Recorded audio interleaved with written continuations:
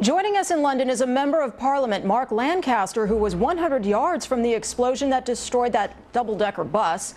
And here with me in New York is Baran, an American who was in London yesterday and treated some of the wounded. And I want to ask you both about what you saw, but Mark, let's go to you first. When did you realize that something had gone terribly wrong?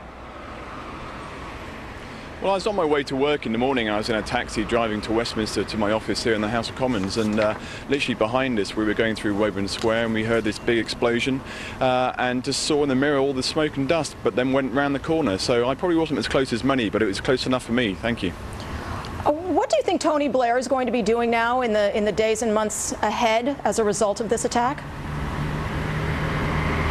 Well, I am very encouraged, really, that I'm an opposition member of Parliament, so I'm a Conservative, but there's a completely united front here amongst all politicians that this event will not divide us, and as a country across all political parties, we're absolutely united that we're going to fight this war on terror. And I understand you have a knowledge about bombs. Can you tell me about that and what kind of bombs you suspect were used in this case?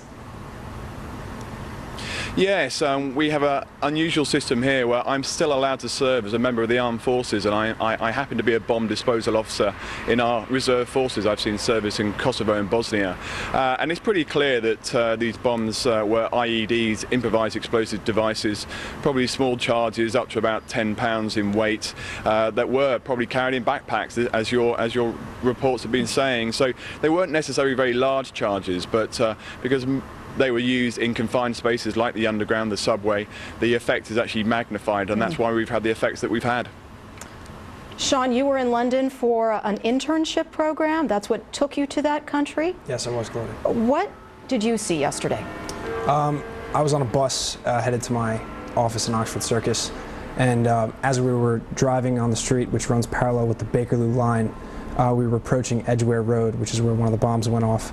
As we approached, I noticed people coming out of the station with smoke around their mouth and nose, severe lacerations and burns to the face, and you could tell that a bomb had gone off there. It was very clear. You knew right away, and you helped some of these people. Tell me about that. Absolutely. When I saw these people were injured, I got off the bus, I went up to one of the police officers and I talked to him. I told him I was an EMT and attached myself to one of the medical units which was operating out of the Hilton And Hotel. they were grateful for your help? Yes. Right away. You were on the scene treating people right away? Absolutely. What did you do to help?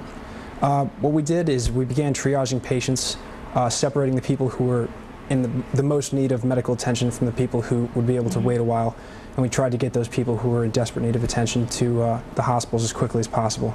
Now, you live in New Jersey. Yes. You were here on September 11th. Yes. How was the reaction different in London?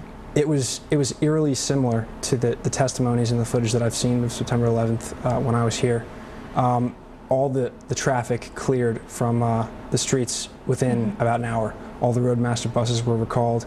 It was foot traffic everywhere. People were just walking, and the city was very, very quiet. Everyone was talking on their cell phones, trying to find out if their friends and family were all right, and the cell lines were completely clogged.